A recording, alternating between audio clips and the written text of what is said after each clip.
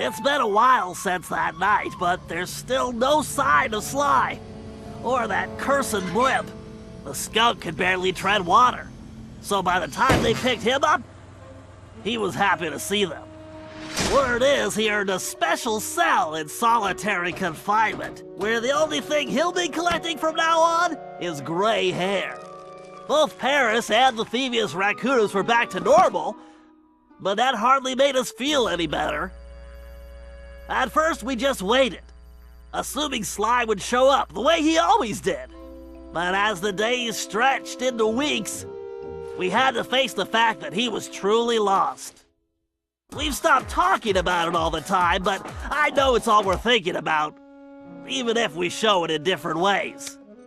Murray seems like his usual cheerful self, but I can tell there's a new level of seriousness underneath it all.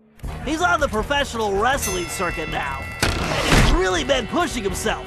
I know he's doing it to keep his fighting skills sharp. Like all of us, he wants to be ready for action the minute we locate Sly. Carmelita returned to Interpol, where she threw herself into her work, busting criminals at a record pace. She's been so busy, I haven't seen her for a while now. My sources tell me she's conducting her own investigation into Sly's whereabouts. Out of everyone, I think she took his disappearance the hardest, even if she never shows it. At least not in public. As for myself, I continue to search. Even using all my technology, I haven't found a clue. The time machine is no help since we need to know where Sly was for that to work.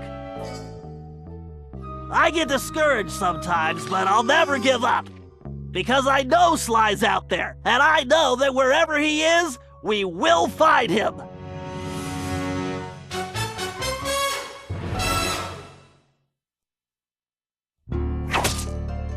Ryoichi Cooper continued to refine his master ninja techniques as well as his sushi.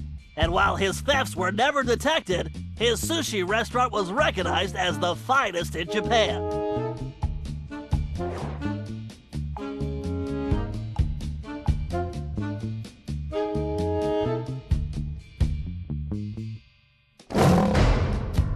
El Jefe remains behind bars. He was transferred to a South American prison, where he now works rolling cigars. Unfortunately for him, there's no smoking allowed.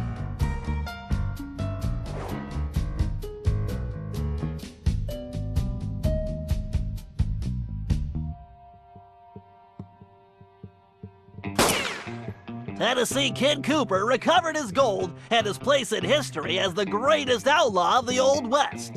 His legend grew even bigger when he began stealing from crooked lawmen exclusively.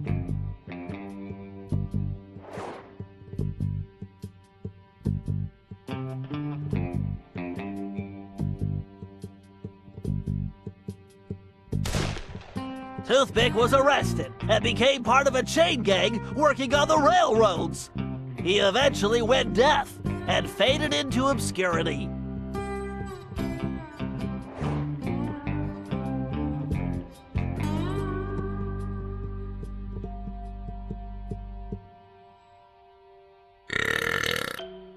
Caveman Cooper kept up his physical training and returned to his role as egg thief extraordinaire.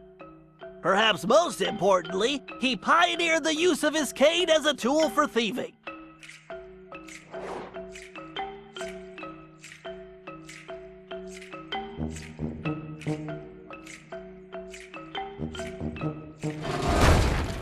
The Grizz received a lengthy prison sentence and began a new career as a rap artist.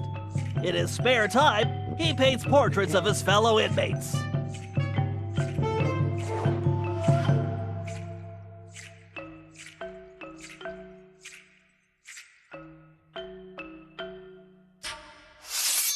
Sir Gallup Cooper returned to his heroic adventures and went on to form the Knights of the Cooper Order, a gallant group that stole from corrupt nobility.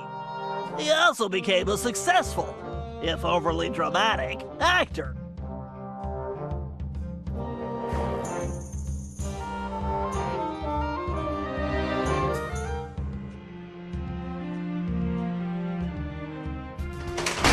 Penelope was sent to Europe's highest security prison, where she promptly escaped. She remains at large, and the police have no clue as to her whereabouts. Recently, however, I've been receiving mysterious postcards.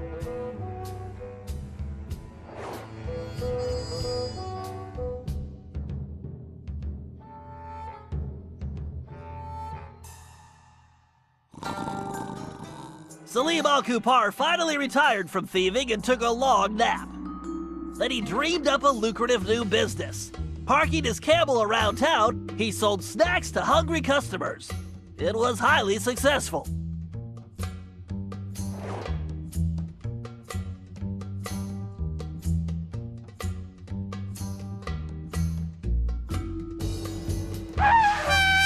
After being locked up, Miss Decibel decided to make some changes.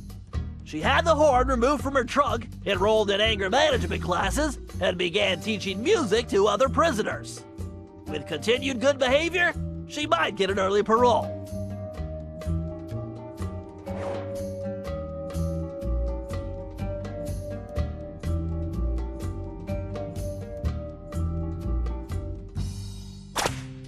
Dimitri returned to his globetrotting ways as a celebrity scuba diver, and even launched a new line of fashion wear.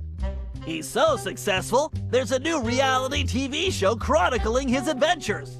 It's called Disco Diver.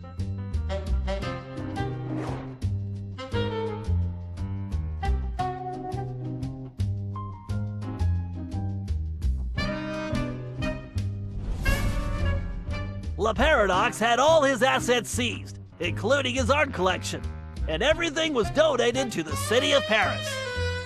I'm told his cell was modified to be completely odor-proof. I suppose that's good for the guards, since he's going to be living there for a very long time.